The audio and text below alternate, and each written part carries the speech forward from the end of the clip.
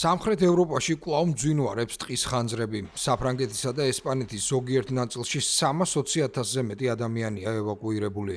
25 ივლისის ღამით სამხრეთ-დასავლეთ საფრანგეთში ბორდოს მიმდებარედ კიდევ 5 სოფელში გაიცა ევაკუაციის ბრძანება. 250,000-ზე მეტი ადამიანი იძულებული გახდა სახლები დაეტოვებინა. ეს ქვეყნის ისტორიაში არასაომარ ვითარებაში ერთ-ერთი ყველაზე მასშტაბური ევაკუაციაა.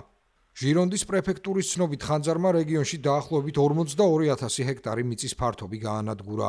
ესპანეთში ვალენსიის სანაპირო ქალაქთან ახლოს მეხანძრეები ცეცხლის ახალ კერებს ებრძოდნენ. მთავრობის გადაწყვეტილებით მიმდებარე ტერიტორიებიდან სულ მცირედ 15,000 ადამიანი გაიყვანეს.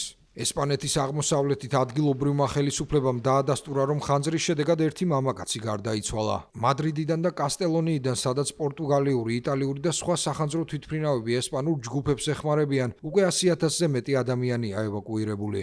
ევროკომისიის პრეზიდენტმა ურსულა ფონ დერ ლაიენმა 25 ივლისს განაცხადა, რომ როდესაც პარიზმა და მადრიდმა ევროკავშირის სამოქალაქო დაცვის მექანიზმი გააქტიურეს, ევროკავშირის სამაშველო ფლოტიდან სტიქიის ზონებში დაახლოებით 11 თვითმფრინავი და ვერტმფრენი გაგზავნეს.